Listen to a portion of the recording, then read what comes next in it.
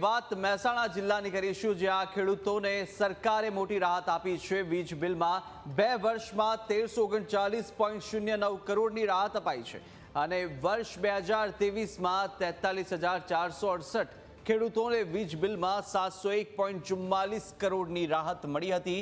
વર્ષ 2024માં 44,471 ખેડૂતોને વીજ બિલમાં 637.65 કરોડની રાહત અપાઈ અને 2 જ વર્ષની અંદર જિલ્લાના ખેડૂતોને સરકારે 1339 કરોડ રૂપિયાની વીજ બિલમાં રાહત આપી છે। જ્યાં ખેડૂતોને સામાન્ય યોજના અંતર્ગત સામાન્ય રકમમાં વીજ જોડાણ બાદ વીજ બિલમાં કરોડોની રાહત આપવામાં આવી।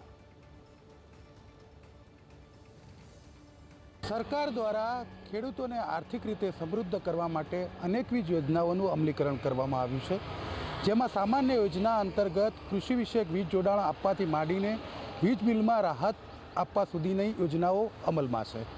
મહેસાણા જિલ્લામાં સામાન્ય યોજના અંતર્ગત અનેક ખેડૂતોને કૃષિ વિષયક વીજ જોડાણ આપવામાં આવ્યા છે, જેમાં એક જોડાણ પાછળ સરકારને 1,73,000 રૂપિયા જેટલો ખર્ચ પડતો હોવા છતાં માત્ર 7,000 રૂપિયા જેટલી જ રકમ વસૂલ કરવામાં આવે છે।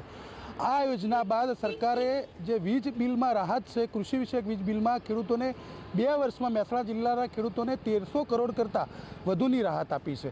મહેસાણા જિલ્લાની વાત કરવામાં આવે તો મહેસાણા જિલ્લામાં વર્ષ 2023માં જે કૃષિ વિષયક જે ખેડૂતો નોંધાયેલા છે, જેમાં મહેસાણા જિલ્લામાં વર્ષ 2023માં કુલ 43,468 ખેડૂતોને વીજ બિલમાં રાહત પેટે 701.44 કરોડ રૂપિયા તથા વર્ષ 2024માં કુલ 44,471 ખેડૂતોને વીજ બિલમાં રાહત પેટે 637.65 કરોડ રૂપિયાની સબસિડી આપવામાં આવી છે। આમ ખેડૂતોને 2 વર્ષમાં 1339.09 કરોડ રૂપિયાની વીજ બિલમાં સરકાર દ્વારા રાહત આપવામાં આવી છે।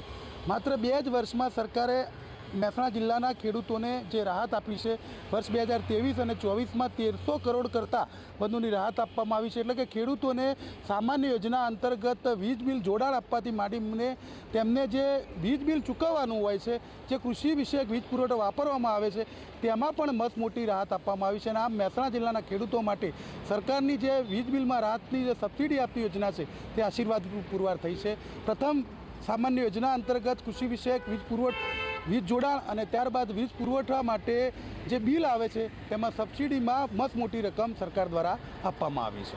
Kamlesh Raval, News Capital, Mehsana.